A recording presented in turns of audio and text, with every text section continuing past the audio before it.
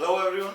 आज के इस हमारे वीडियो में हम आपको एक्सप्लेन करेंगे व्हीकल्स में यूज होने वाले गियर बॉक्सेस के बारे में। वैसे तो गियर बॉक्स 3 से 4 तरीके के होते हैं, लेकिन इस वीडियो में जिस गियर बॉक्स को हम एक्सप्लेन करेंगे वो कांस्टेंट मैश गियर बॉक्स है। तो इस वीडियो में हम कुछ फोटोज और कुछ वीडियो क्लिप्स और दिखाएंगे आपको, तो आप बड़े ध्यान से इस वीडियो को देखें। तो इस गियर बॉक्स का नाम कांस्टेंट मैश गियर बॉक्स इसलिए है क्योंकि इसमें जितने भी गियर्स होते हैं वो आपस में लगातार जुड़े हुए रहते हैं, कांटेक्ट में रहते हैं, उनका कांटेक्ट टूटता नहीं है।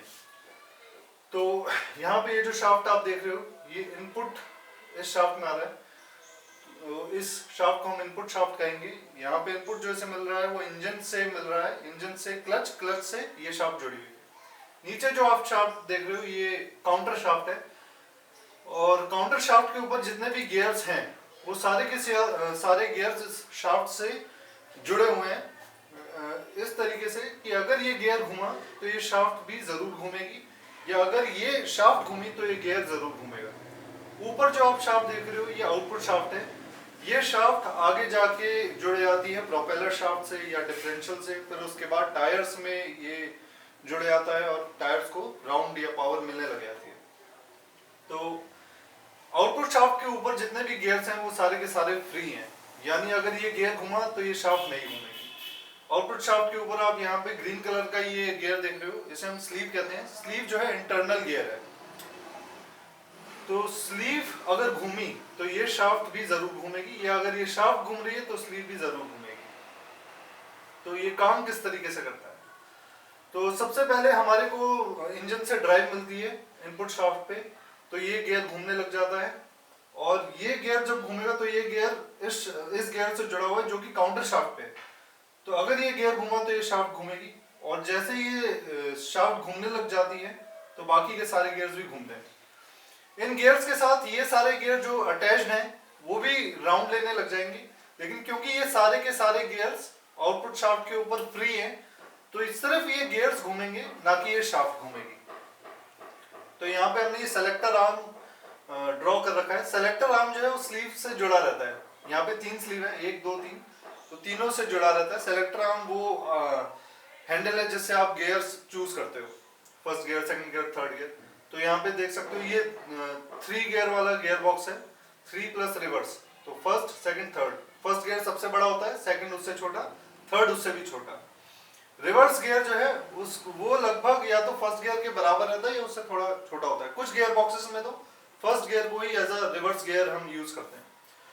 तो होता क्या है कि जब आप फर्स्ट गियर लेके एक्सेलरेटर दबाते हो और आगे की तरफ गाड़ी जाने लगती है, तो उस दौरान जब आप फर्स्ट गियर सेलेक्ट करते हो तो यहाँ पे आप ब्लैक कलर का ये क्लच देख सकते हो। इस क्लच को हम डॉग क्लच भी कहते हैं। स्लीव जो गियर्स होते हैं उसके ऊपर डॉग क्लच बने रहते हैं।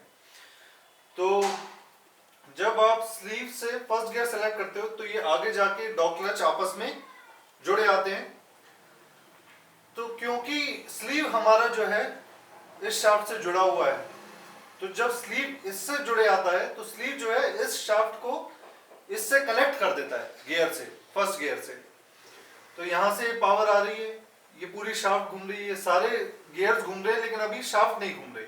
तो जब आप ऐसा करते हो तो आप स्लीव के थ्रू इस गियर को इस शाफ्ट से जोड़ देते हो। तो यानी अब अगर ये शाफ्ट घूमी तो ये गियर भी जरूर घूमेगा। तो जैसे ही आप इसको सेलेक्ट करते हो तो ये इसके साथ कनेक्ट हो जाता है और इस गियर को पावर मिलती है इस गियर से। तो यानी ये पावर सारी की सारी यहां से आती है इस तरीके से, इस गियर से इसमें जाती है, और फिर इस गियर के थ्रू इस गियर से, और इस गियर की मदद से ये पूरी शाफ्ट घूम रही है, तो इस गियर से पावर आउटपुट मिल रहा है। और ठीक इसी तरीके से फिर आप क्लच दबाने के बाद सेकंड गियर चूज करते हो, फिर आप थर्ड गियर चूज करते हो, और फिर फाइनली रिवर्स गियर आप चूज करते हो। तो इस तरीके से पावर ट्रांसमिट होती है। फर्स्ट गियर बड़ा इसलिए होता है ताकि इंजन को टॉर्क ज्यादा मिल सके इनिशियल स्टेट पे। गाड़ी जब खड़ी रहती है तो उसे उठाने के लिए सबसे ज्यादा टॉर्क लगता है, तो फर्स्ट गियर को इसलिए सबसे बड़ा बनाया जाता है। फिर धीरे धीरे जब आप second, third, fourth, fifth gear में आप जा रहे हो तो ऑब्वियसली आपको टॉर्क नहीं, ज्यादा स्पीड चाहिए। तो जितना छोटा गियर होगा उतनी ज्यादा स्पीड मिलेगी। रिवर्स गियर ऑब्वियसली जब आप गाड़ी को रिवर्स करते हो तो आप पहले गाड़ी को रोकते हो एक जगह पे, फिर उसके बाद दोबारा से रिवर्स गियर चूज करके रेस्ट पोजीशन से आप उठते हो, तो उस समय भी आपको टॉर्क सबसे ज्यादा चाहिए, तो इसलिए रिवर्स गियर का साइज भी बड़ा होता है।